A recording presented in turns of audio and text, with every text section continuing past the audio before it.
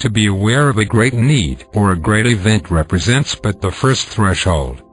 To fulfill one's awareness, one must take action.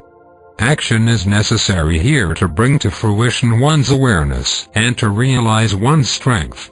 There are people who are becoming aware of the great waves of change, but who are not taking action regarding them. As a result, they are losing their self-confidence and are not beginning their preparation. Depression, cynicism, ambivalence, these are all the result of not taking action around things that one recognizes to be important. The awareness was not fulfilled, and, as a result, it becomes dark. It becomes clouded, and the inspiration is lost. Action is necessary to fulfill what one is seeing and knowing. Action does not have to be immediate, however, for there should be a period of contemplation. There are, in fact, 3 stages in the process of seeing, knowing and acting. There is seeing a sign. Something stimulates you. You recognize something must be done. There is a time to contemplate, a time of knowing what this is, feeling the need to take it into your mind and your heart. Then there is a time of action. The action itself may have many stages. It may be a very long process, in fact, and that is true within the context of the great waves of change. Even a specific change that must be undertaken in one's life may have many steps involved. You may only know the first few, but it is necessary to move with knowledge. Only then will you know if what you're seeing is true. Only then will you know its great importance for your life. People want to have certainty before they act, but it is the action itself that creates the certainty. It is the courage to move and to change one's thinking and one's circumstances that creates the certainty. This is the confirmation. People want to have no doubts before they act. But it is the action itself, if it is true and appropriate, that relieves you from doubt at last. Knowledge is not in doubt, and if your connection to knowledge is strong enough, it will carry you beyond the initial resistance, fear, doubt and endless evaluation. For there comes a time to act, and this represents a threshold within itself. There are many people who have known things for a long time. They say to themselves, I know I must give this up, or I know I must change this, or I know I must do this. But they have not yet acted because knowledge within them is not strong enough yet to overcome their initial resistance. It is a fact in human nature that people adapt to their circumstances.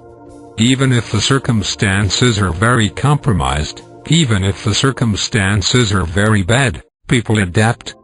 This adaptation represents both a strength and a weakness. The fact that humanity can adapt to changing circumstances has given it its great strength and dominance within the world.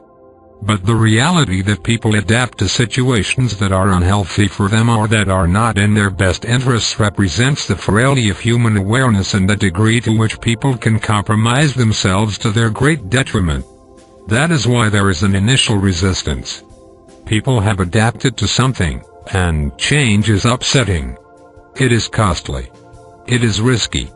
Unless the situation is utterly terrible, people adapt and build their lives around a set of circumstances. To change requires a great force from within them. This involves inconvenience. It involves self-doubt. It involves living with questions that one cannot fully answer. It involves taking action and giving up privileges or seeming benefits at the outset. For most people adapt to situations that are unhealthy for them because there are certain benefits. Obviously, one must give up those benefits to change those circumstances. Yet this is a small price to pay to relieve oneself of an unhealthy and unhappy situation. Therefore, there are 3 stages in knowing something: seeing, knowing and acting. The knowing aspect of this, the second part of this process, involves a deeper resonance and self-inquiry. One must ask, is this the truth? Must I take action regarding this? You can even take a position against what you are seeing to see what kind of response occurs within you. You may test it in this way. You may challenge it. But in the end, if it is true, you will see there is a great certainty that action must be taken regarding that which you see and know. Once this is recognized, the sooner you take action, the better. Only in rare circumstances does waiting offer any benefit at all. Most people are far overdue in taking action regarding things that they have seen and known. They are afraid to face the discomfort, afraid to face the self-doubt, and afraid to give up some small perceived benefit in order to change their attitude or behavior in a way that is utterly beneficial to them. Clearly, it is not intelligent to pay a great price for a small pleasure, to make a great sacrifice for a very small reward. Clearly, that is not intelligent. But that is what people do. They make a great sacrifice for a very small reward. They compromise their lives for very, very small seeming advantages. They pay a great price for a very small pleasure. It is the unwillingness to do this that represents a turning point in their lives. In the context of preparing for the great waves of change, the benefits that you will hold onto are so insignificant compared to the requirements placed upon you that to cling to these benefits represents a kind of self-betrayal. It is as if you have given over your life to some kind of dark force for some small pleasure or advantage. Here there is no escape from self-conflict. Here you cannot really relieve yourself of the problem, for once you have seen and known the truth, you cannot shake this off with all kinds of excuses and justifications. These three stages all represent conscious acts: seeing, knowing, taking action. Most people will not look, so they will not see. They will not look, they will not really consider what they are seeing, so they look and do not see. The second error is that people will not be with what they see. They will either dismiss it or give it some kind of simple explanation and file it away somewhere within themselves. They will not keep it in front of them, looking at it. It passes them by. They will not be with it and see what it arouses within themselves, to really examine it and examine their own response to it. The third stage is taking action, and here again, people do not act.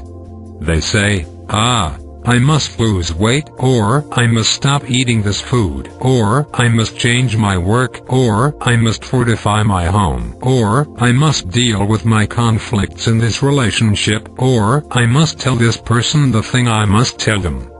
But they do not act, and so they are stuck. Trying to protect themselves or hold on to some advantage or pleasure, they now put themselves in jeopardy. They sacrifice their awareness, their sense of well-being and their sense of integrity.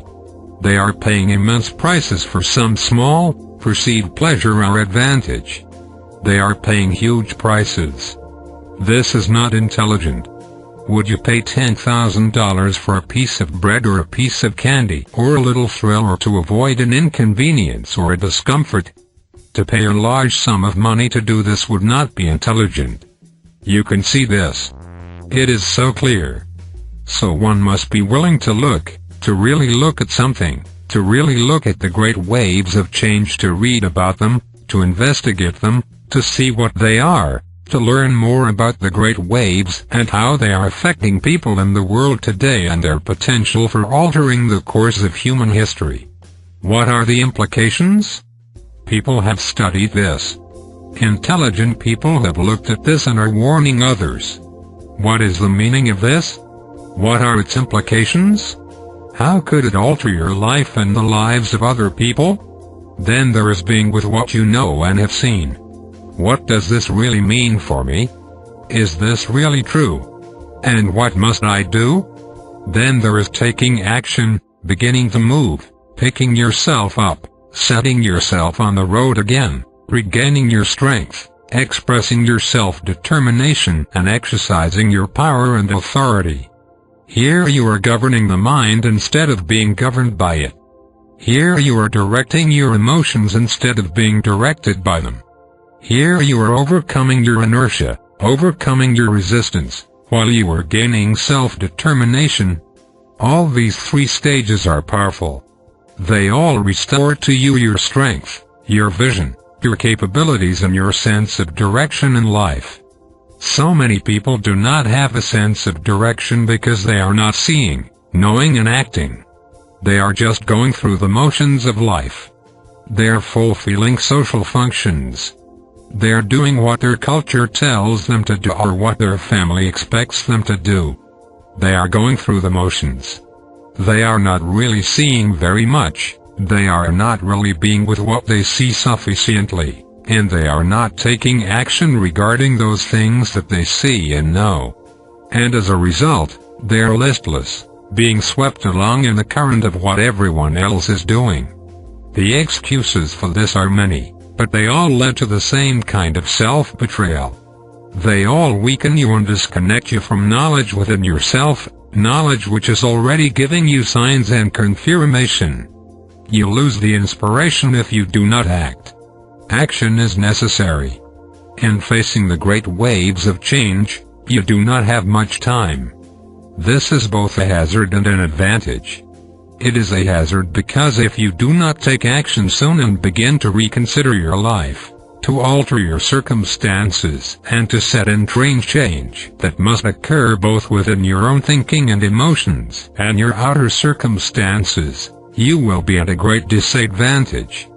For the great waves are moving and are already impacting the world and are gaining strength every day.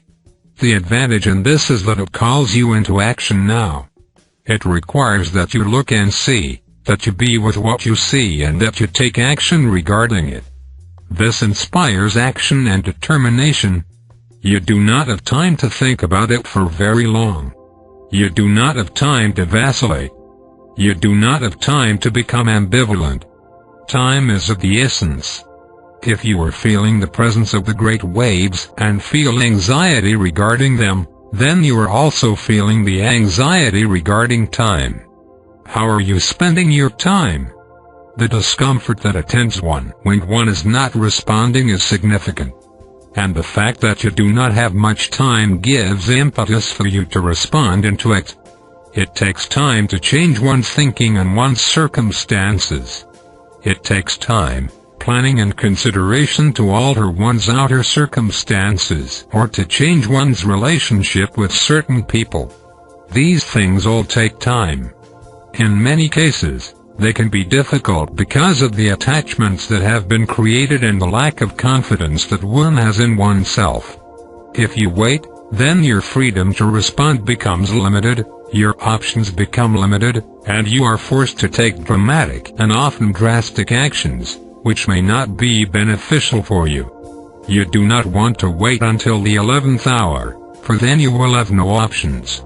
Your circumstances will be dictated for you, and not by you. Having made no real preparation, you will have to yield to the demands of your situation. This is a position that has few advantages and often great hazards. People wait to take action. They wait too long and then either they cannot take the action that would be most beneficial or they must pay a great price for doing it, far greater than they would have had to pay initially.